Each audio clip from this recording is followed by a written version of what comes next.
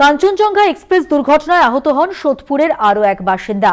আহত সোদপুর নাটগড়ের বাসিন্দা খোকন সেন। খোকন সেনের মাথায় আঘাত রয়েছে, অস্ত্রোপচার হয়েছে বলে জানা যায় পরিবারের পক্ষ থেকে।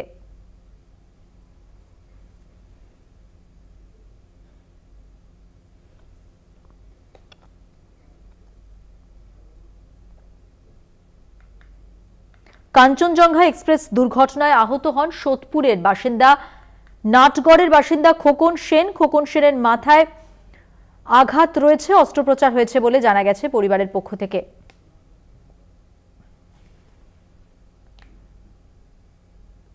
নাটাগড়ের বাসিন্দা খোকন সেন, তার মাথায় আঘাত, অস্ত্রোপচার হয়েছে।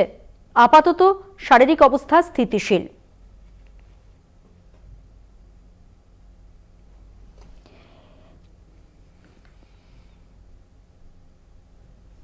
এদিকে ধীরে ধীরে পরিস্থিতি স্বাভাবিক হচ্ছে উদ্ধার কাজের পর। এবার ওই লাইনে ট্রেন চলাচল স্বাভাবিক করার প্রচেষ্টাও চলছে। এর পাশাপাশি যারা আহত তারা ধীরে ধীরে সুস্থ হয়ে উঠছেন।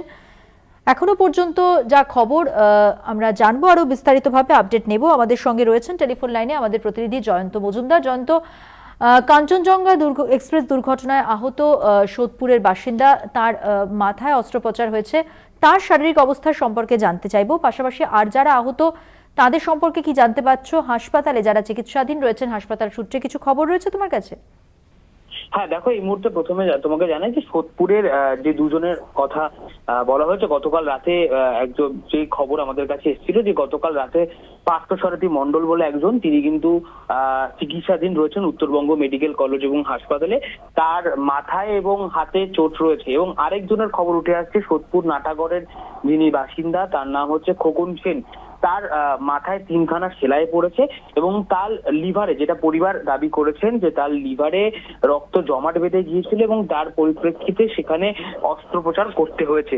এবং স্বাভাবিকভাবে তাদের হসপিটাল সূত্রে যেটা জানানো হয়েছে, তারা কিন্তু ইতিমধ্যেই কিন্তু সুস্থ রয়েছেন এবং তাদের বাড়ির তরফ থেকে তাদের যে পরিবারের সদস্য তারা কিন্তু ইতিমধ্যেই খোকন সেনকে রেস্কিউ করতে সেই উত্তরবঙ্গ হাসপাতালে কিন্তু ইতিমধ্যেই গিয়েছে।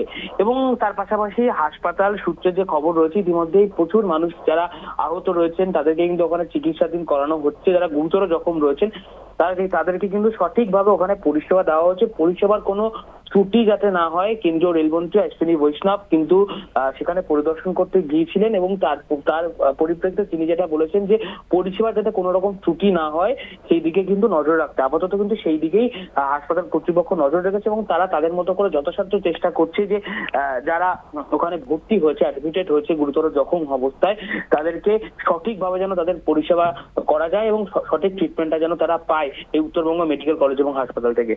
ধন্যবাদ জয়ন্ত। কথা বললাম আমাদের প্রতিনিধি জয়ন্ত মজুমদারের সঙ্গে।